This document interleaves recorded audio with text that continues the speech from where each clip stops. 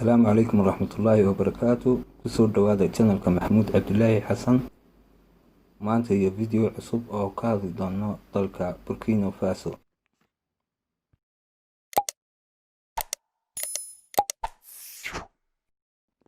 Burkina Faso ama dowladda Burkina Faso waa dowlad ku taala galbeedka qaaradda Afrika. 6 dal ayaa xideeya dalka Burkina Faso. Dalka Mali oo ka xideeya waqooyi, dalka Niger oo ka xideeya bari, dalka Benin oo ka xideeya koonfur bari, Togo iyo Ghana oo koonfur, Ivory Coast oo ka xideysa koonfur galbeed. Cabirka dalka Burkina Faso waxaa lagu qiyaasaa 274,000 oo kiiloomitir oo iskuweer ah. Xaguu kasoo gelaya kaalinta 74 dalalka cabirka adduunka. Tirada dadka ku nool dalka Burkina Faso sanadkii 2018 wuxuu ahaa 19,750,000 oo qof. Xagga dadweynaha dalka ku nool ay ka kooban yihiin qabiilada loo yaqaano Maasai-da iyo qabiilo Carab oo u soo haajiray dalka Burkina Faso. Caasimadda dalka Burkina Faso iyo magaaladeeda ugu weyn waxaa loo yaqaanaa Ouagadougou. Xagga caasimadda ku nool yihiin 2,200,000 oo qof. Luqadda rasmiga ah ee dalka Burkina Faso waa Faransiiska. Xagga luqado Afrikaana kaalinta labaad ay soo galaan, kaalinta saddexaadna waxaa soo gala afka Carbeed.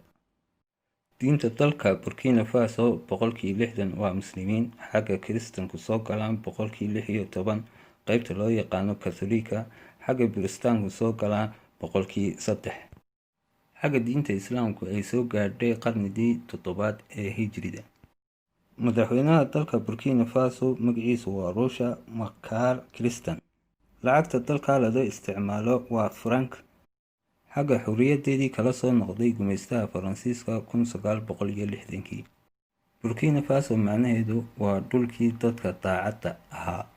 Dhaqaalaha dalka Burkina Faso wuxuu ku dhisan yahay beeraha. Xagga ay soo saarto cudbida iyo tubaakada iyo lowska, waxaanay dhoofisaa xoolaha sida adhiga iyo lo'da.